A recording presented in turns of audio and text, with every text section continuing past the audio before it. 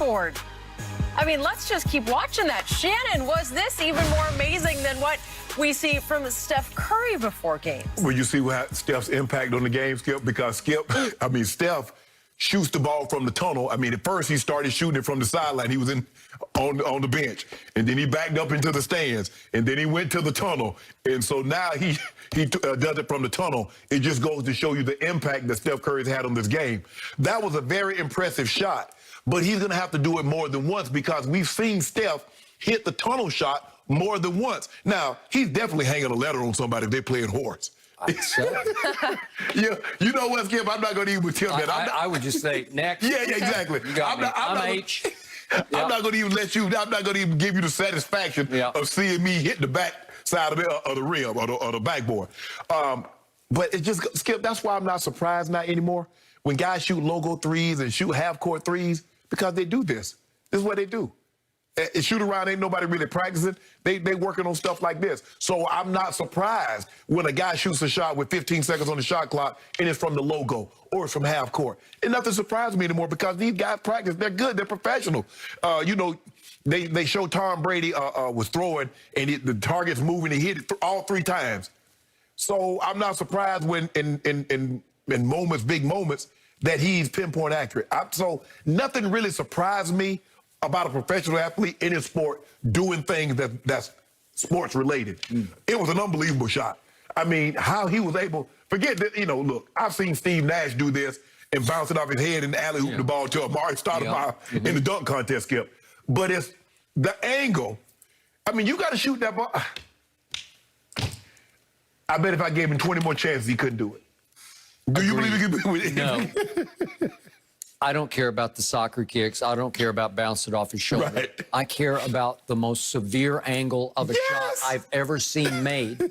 It almost defies physics. It does. Like, it won't go that way. Right. You can't shoot it high enough to drop it barely over the backboard from that distance behind the backboard. Correct. Steph's shots are more from the side. Yes. He's got a greater margin of error. Where you can see a glimpse of the orange rim. Yeah. You can, from where Steph's shooting in the tunnel, you can see just a piece of the rim. This way, you can see no rim. Right. You have to shoot it completely over the back. And and if that thing is gone, because you shooting it from so far and so high, Skip, it hits any part other than just pure net, it's not going in. Okay. So do you think he practices that? I don't know. But here's my issue with him, and I keep telling you this. Then he goes out and plays a game, and he makes 1 of 6 threes. And a couple nights back, he made 1 of 9 threes. So he's back to his old tricks, which are missing a whole bunch of threes. You're right. High volume, low make.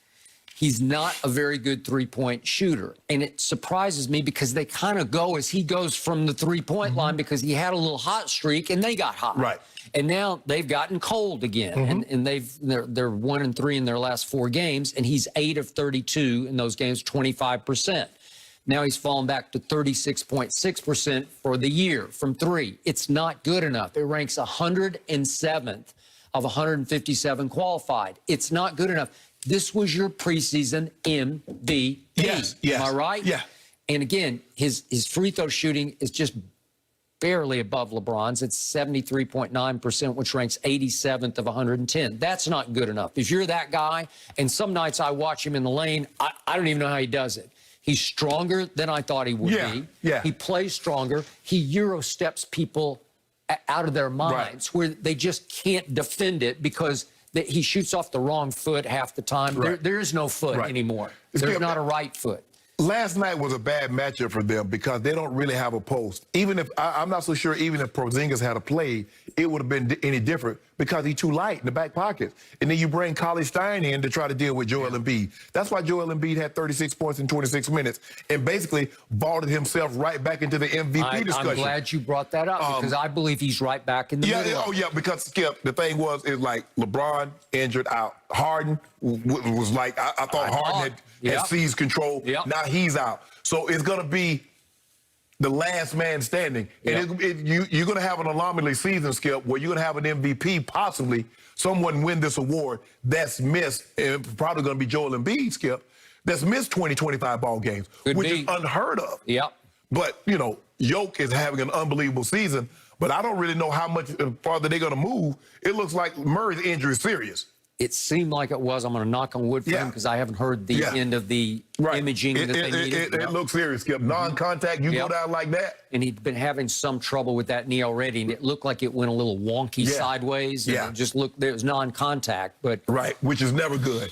And, you know, he didn't want the wheelchair, but they had to help him up off the court. Ooh. So, I don't know, but Skip, Luka, I mean, like I said, I'm with you. The soccer, you know, the bouncing off your foot and off your shoulder, no. It was the end that's so amazing. Okay. Then speaking of the end of the game came, and I knew you were going to say this. He's got to get better at this. He's got this diva crybaby body language, and then he goes straight to his postgame interview, and what does he say? I don't have any use for the play-in tournament. We don't need the play-in tournament. Well, it's a new direction for your league, and it's going to help make some money, right? Yeah. That's the whole idea. You like pay, you like getting paid, right? You like money, getting paid, right? So they got to make up some of these games somehow. It's going to create more interest. I'm interested. You're interested. We'll talk about it. Do you think this is a one-time thing because of the pandemic, coming out of pandemic, or do you believe going forward, when they have an 82-game season, they're also going to have a 7-10 play-in? Well, I don't know, because we have to see how it plays out. Right. You know, like how does it? Do people take to it?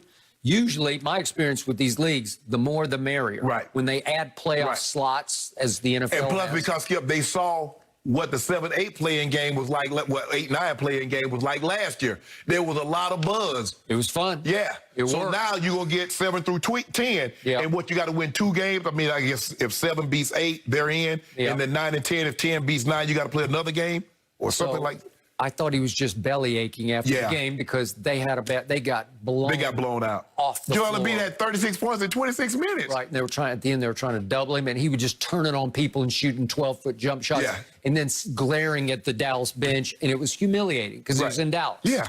And they're, 4 games over 500, now fallen to the 7th seed. Right. And so Luka's like, we're better than that. We don't need to be in any play-in. I can't tell. Yeah, I can't either. I mean, you are what your records say you are. Yep. First of all, Luka, you came in out of shape. That's your fault. That's on you. You played yourself in shape, but you had given up so many games early. This is the situation that you find yourself in. True. And Porzingis missed the first half was probably about 10, 15 games, because I don't think he started playing until January sometime. Yeah. So, and plus now you got to play he can't play back-to-back. He's playing like every other game or every 2-3 games. Yep. So maybe Luka should start shooting his threes from way behind the backboard. There you go. Well, he could, maybe. There you go. Would they let that? They might allow it because it's high degree of difficulty. No. He might make some of those, right? No. You don't think so? He's still the baddest player under 25. Yeah. Well, he's the baby sparrow. No, baby bird. Oh, baby bird. That's what everybody calls him? No, nobody calls him that. Yeah, they do. No. Larry Bird could actually shoot. Oh, he can shoot too. Oh, he can? Skip. I can't tell. You do realize Luka is only 21, right? Or he's 21 or 22 now? I think he's 22. Okay, 22. He played pro basketball in Europe for like 6 years. So that should tell you something. Yep. Ain't very many people send their babies out to go play with grown men. Yeah. That's what he did. His mama say, hey, you too good to play with kids your age. The biggest baby is playing for the Pelicans, and he is playing like baby Huey. He is just killing people. He a little turnaround jumper last night. Where'd that come from, Zion? Zion. Oh, he a little turnaround jumper last night. That impressed me last night. Yeah, he kind of had an off night, had 30. It's okay. B.I. though, it was B.I. Yeah, B.I. was good last night. Can we trade Kuzma for B.I.? No. I'm looking forward to this next one, guys. Are the Patriots really as good as the Cowboys with a healthy Dak? That is all coming up next. No mercy.